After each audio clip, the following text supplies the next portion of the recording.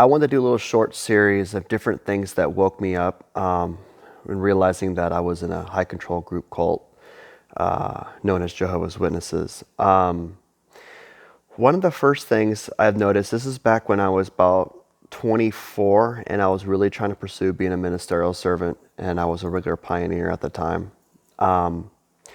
In the Watchtower literature, you're always told that everything is appointed by Holy Spirit and that Jehovah makes the selections, not men.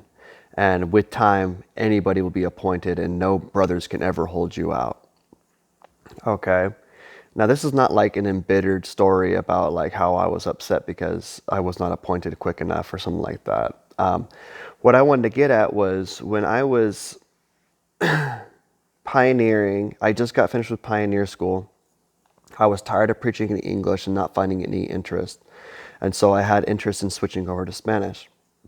And so any kind of Watchtower, and at this year, I believe this was 2010, maybe 2011. And they even had those Watchtower articles, the study articles about people reaching out and Holy Spirit moving men to be appointed. Not women, obviously, but moving men to be appointed in the congregation. One of the first things I noticed was I started to really accept that these were not appointed by Holy Spirit, not at all, and this was all man-made. This is something I realized because people were telling me I should wait in English first to get appointed, then switch to Spanish. And my explanation to them, because I was fully immersed, was, well, Holy Spirit appoints ministerial servants or elders, and so me moving should not matter. And so Jehovah knows why I'm doing this. I'm doing a good thing, so that'll show up later. So I switched to Spanish. Okay. And then in Spanish, you hear, oh, well, the brothers need to get to know you. Why? I had a letter of introduction. I'm a regular pioneer. All this stuff is there. Yes, but that's from those elders' perspectives.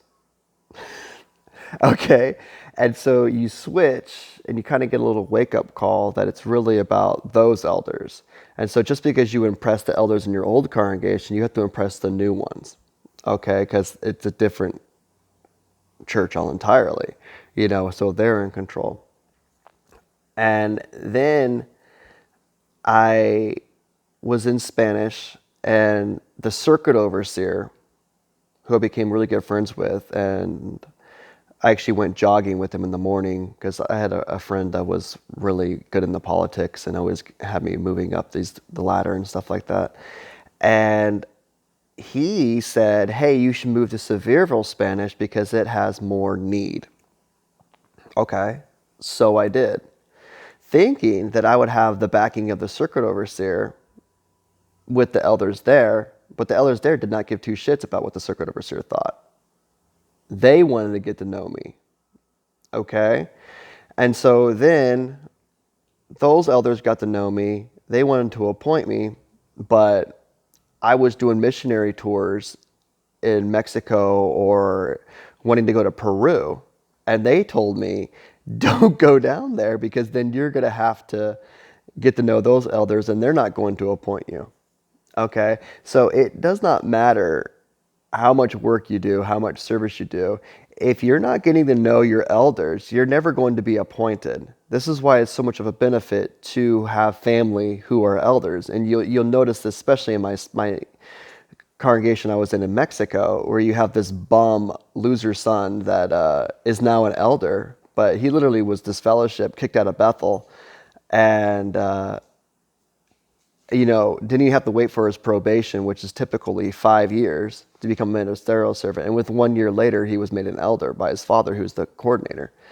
And so that was my wake-up calls, was realizing that the organization was literally just a boys' club. It was really about getting them to be on your side, and which I did actually get good at myself personally. I mean, I did become a ministerial servant, and I was put with certain privileges where I got to do the sound at the regional convention and a lot of things that I was put there a lot earlier than most people, but just because of who I knew. And so knowing certain brothers was very important.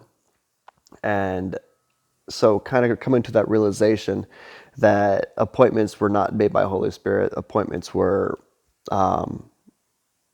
you know, had nothing to do with Holy Spirit. I mean, I was literally in a gay relationship, pioneering and working as a ministerial servant, and nothing happened to me. No one even thought anything of it.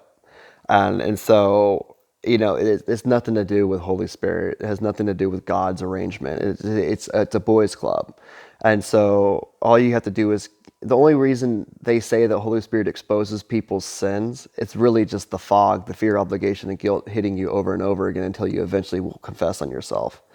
And it has nothing to do with God influencing you to do that, and just everything to do with yourself. And, in you know, either feeling shame or feeling guilt in some manner or another. And so those are one of my wake up thoughts, was realizing that that appointments were not done by Holy Spirit, and it was just a man made boys club.